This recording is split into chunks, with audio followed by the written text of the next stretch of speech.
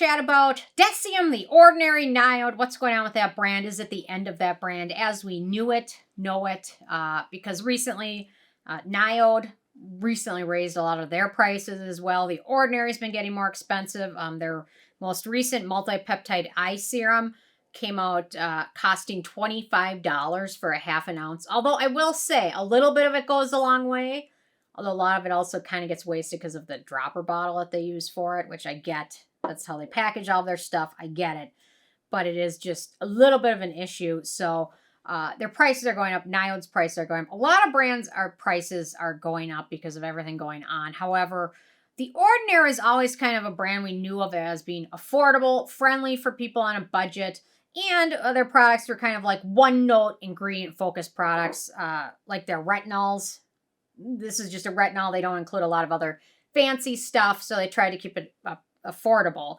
I went to repurchase their Buffet Copper Peptide Serum this month, or last month, and it retails now for over $30, which used to be really affordable, and now they've relabeled their Buffet Serum, and now that, without the copper peptides, and that one's getting very expensive as well. So all these products that I came to know and love as being super affordable, budget-friendly, and just friendly for sensitive skin because, you know what, you can focus on one ingredient if that's what you want. And now they're kind of branching out, and I just wonder if it's The Ordinary or if it's kind of Estee Lauder's looming influence over them, because now that Brandon, who started these brands, is gone, passed, Estee Lauder took over ownership, and I believe every year, again in June, they rank up their ownership up to 100% now. So when he died, Estee Lauder was the sole investor, and they really, that ended up being big for them because The Ordinary is a giant, huge selling brand. NIOD is as well. The Ordinary a little bit more so. But when he died and passed away, Estee Lauder, it's like they won the lottery. That's the best way I can put it in my mind. That's the best in human translation. They won the lottery. I mean, they had a small, minimal investment. I mean, for the average person, it's a lot of money, but for a company, it wasn't a huge investment. And now they own one of the largest selling skincare brands in the entire world, I have to think. And so now they're slowly raising their prices. They're doing a lot of changes. They're getting rid of certain lines. They're getting rid of the lines at Deciem that aren't making enough money. Hyaluronide. They also had a hair care line, and then they also had a lip line of just lip products. They got rid of all of those, and they're just basically keeping The Ordinary and NIOD and getting rid of the ones that don't make them enough money. And now they're raising prices to the point where an eye serum from them costs $25, and it's crazy. And you know what? It's not even just this brand so much. Paulas Choice recently, they're owned now by Unilever. They last December released a lip product that retailed about $30 for a lip balm. And now they just released a peptide booster that's not even a full ounce for about $58, I believe. So it's not just necessarily The Ordinary. I think it's almost the end of affordable skincare as we know it, because I think it was a trend. Affordable skincare was a trend. However, I've got a list of tons of other brands that are, in my opinion, very affordable and much more budget-friendly, even more so than The Ordinary might have ever been. So I'll talk about those here in a second, just to give you guys some ideas. If you don't want to spend over $30 on a peptide serum, some of these brands have some nice, more affordable alternatives. Or if you don't want to spend $60 on Paulas Choice peptide booster, which is 0.67 ounces. I don't know how, what does that end up being, like $3 a milliliter? Anyway, so it's it ends up being about $3 a milliliter. So every time you use it, that's $3. That's like a latte. Okay. So here's some of my affordable picks worth checking out. Peach Slices, very affordable brand. Everything they have except for one product is fragrance free. And they're releasing new products frequently, which makes them a really nice one. They've got a nice azelaic acid serum. Their redness relief line is wonderful. And their snail line is also great. And they're pretty affordable. Most of their products are under $20. And their azelaic acid serum I love. So it's worth checking out. Next up, Geek Gorgeous. They've got a lot of products. They're releasing new ones frequently. They just came out with moisturizers at the end of the year last year, and they're slowly adding on. Their exfoliant line is absolutely amazing. Their retinols are wonderful. And if you can order enough to get free shipping, it ends up being well worth it. And their vitamin C serum is amazing. And I believe if you convert it from Hungarian to US dollars, or maybe they use the euro, it ends up being less than $10. And their vitamin C serum has always been fresh and crystal clear and amazing. Next up, Cocokind, a nice cruelty-free brand. They're readily available in the US. Their barrier serum is absolutely wonderful. I've just been testing out their peptide cream, which is also really nice. And they're pretty affordable and cruelty-free as well. So I think they're a brand worth checking out. They're in most Targets and Ultas as well.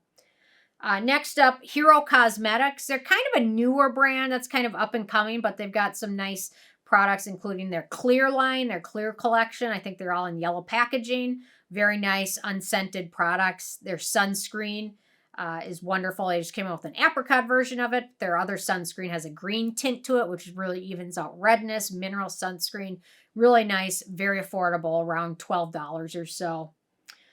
Next up, Hada Labo. Really nice Asian beauty brand with a lot of really wonderful products. Their cleansers are really friendly. They've got some nice sunscreens. They've got a toner line, which I'll have to do a video on their toner line because they've got certain ones that really work well for different skin types. So Hada Labo is really nice. Their foaming cleanser, their gel cleanser, really great. Mary & May is another K-beauty brand. In my opinion, from Mary & May, the serums are what you want to check out. Most of their other products have fragrance in them, but their serums are wonderful. Their marine serum, their peptide serum, their itabenone serum, really wonderful. So check out their serums. Everything else from them I've noticed has a scent to it, but their serums are great. Next up, Vanicream, a really affordable brand based out of the US. They just released a vitamin C serum, which is lovely. They've got a lot of great lotions. They're very sensitive, skin friendly. Their moisturizers are great. Their cleansers are wonderful.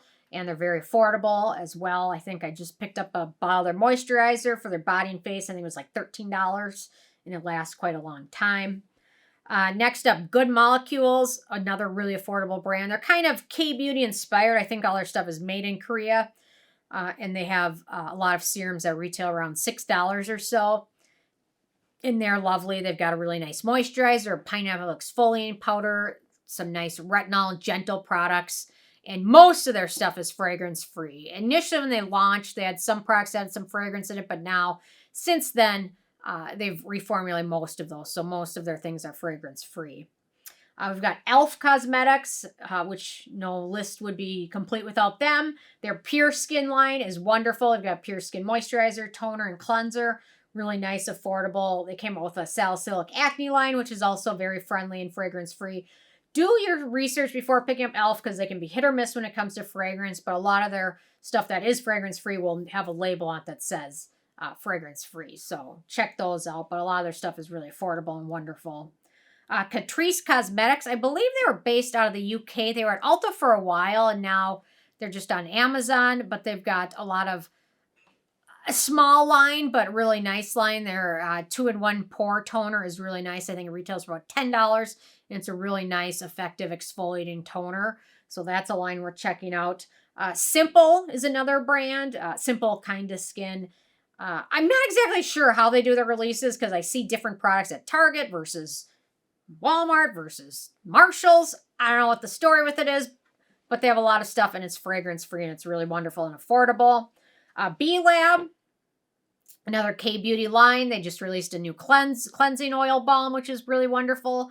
They got toners, cleansers, ampule, matcha ampule. Their matcha sunscreen is great.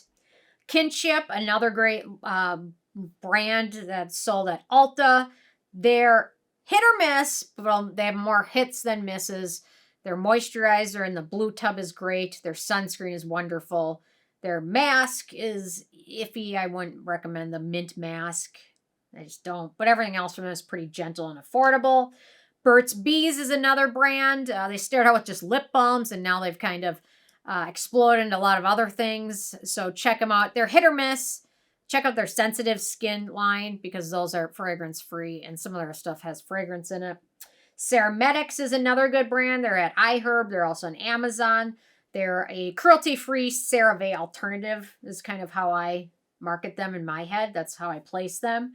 They've got some nice products. Byoma, they're now releasing new things, I guess. I was mentioned by, I think, Judith and McCurdy mentioned that they're coming out with the cleansing oil, milky cleansing oil. So I'm going to check that out. I just picked out their cleansing balm yesterday, though, at a Target run. Pyungkang Yul, I always say it wrong. Another great K-beauty brand with some really nice, affordable products. They're wonderful. Their blue line and their blue packaging is really nice. Their face mist toner is great, too. Versed, another brand out of Target, is wonderful as well. A lot of fragrance-free alternatives and pretty affordable. Gold Bond, they're more of like a body product line to me, but their pure skin moisturizer is great for body and face, and it's ridiculously affordable. A couple more, Derma Geek. They launched last fall at Walmart, and I just haven't seen much of them since then, but they're really affordable, and their cleanser was quite wonderful. Cos de Baha, another great brand. They can be hit or miss with fragrance, but a lot of their stuff that does have fragrance, it's pretty mild enough that even I can tolerate it, and their stuff's pretty affordable. Timeless Skincare is another one. Their vitamin C serum is outstanding. If you can get them when they have a sale, like around Valentine's Day, they're having 40% off. That's the time to buy. And then last but not least, another one we're checking out is Skin Deva, another great brand with another great vitamin C product, which is amazing and pretty affordable as well. So, in my opinion, these are brands worth checking out. If you're kind of tired of giving your money to Estee Lauder, I get it. Check out some of these. And some of these are some really nice smaller brands, which I'd much rather give them my money than a giant conglomerate company like Estee Lauder. So, anyway, if there's any affordable brands I didn't mention, leave a comment with what it is, what brand it is, and what you love about it. So leave a comment, and I will see you guys more tomorrow. Thank you so much. Bye, guys.